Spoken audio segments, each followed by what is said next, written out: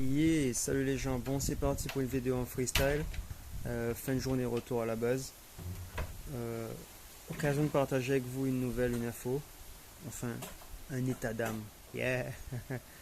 Oui, comme on dit souvent, c'est une parole qui tourne. On dit tout est juste.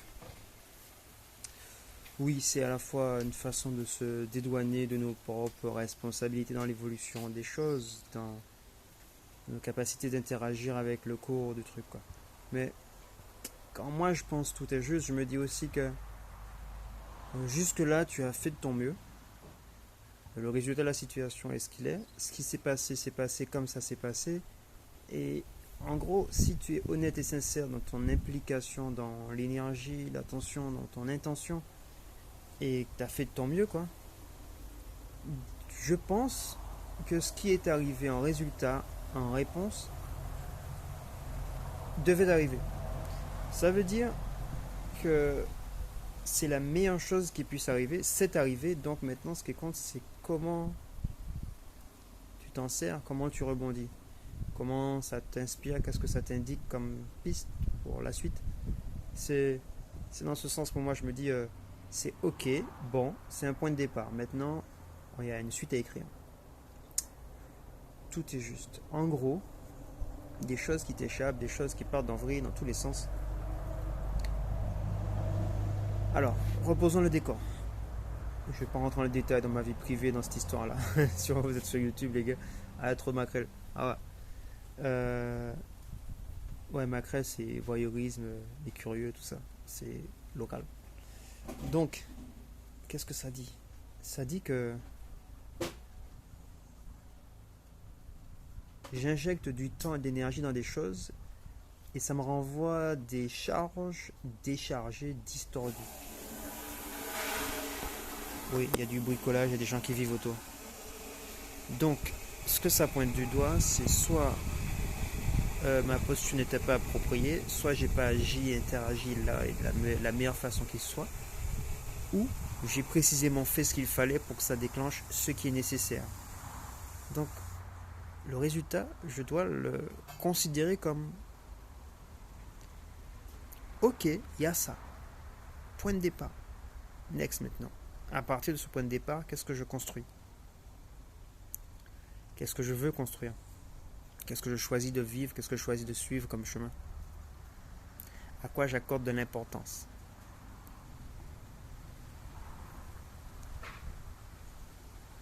Lorsque les choix sont engagés, lorsque les intentions sont élevées, ce que ça nous renvoie est challengeant. C'est à un moment donné, ce que ça renvoie comme réponse, c'est il va falloir que tu tranches. Il va falloir que tu choisisses ton camp, il va falloir que tu affirmes ta position et que tu dises stop là où c'est stop, que tu dises oui, que tu dises non, que tu précises tes conditions, que tu reprennes un peu de contrôle sur les choses qui t'échappent. En tout cas, dans la situation que je vis, c'est un peu ce que ça indique pour moi. Peut-être que c'est pas pareil pour vous dans la situation, si vous rencontrez un moment où les choses qui vous ramènent vous mettent dos au mur. Mais c'est pas aussi simple parce qu'en fait, chaque réponse, chaque choix que vous faites pour vous positionner, pour marquer vos limites, vos contraintes, vos conditions, chaque choix met en porte-à-faux d'autres conséquences, d'autres causalités, d'autres. Ça implique d'autres trucs. Ça remet en question des projets, ça compromet des intentions, des orientations. Ça, ça a un prix. Et oui, tout ce que vous faites a des conséquences et tout ce que vous voulez a un prix. Et la question que je pose maintenant, c'est à quel point vous voulez ce que vous voulez? Quel prix vous êtes prêt à payer pour l'avoir? Jusqu'où êtes-vous prêt à aller? Est-ce que c'est à tous les prix, peu importe le coût, la conséquence sur l'entourage, sur vos projets, sur votre santé, sur votre équilibre de vie, sur votre... Quel prix êtes-vous prêt à payer pour l'avoir? Est-ce que le jeu en vaut la chandelle? C'est-à-dire que vous arrivez à l'obtenir, vous arrivez au bout, vous défoncez tellement tout que quand vous êtes arrivé, il n'y a même pas de gagnant. En gros, il y a une parole qui dit aussi, parfois, les gagnants sont des perdants.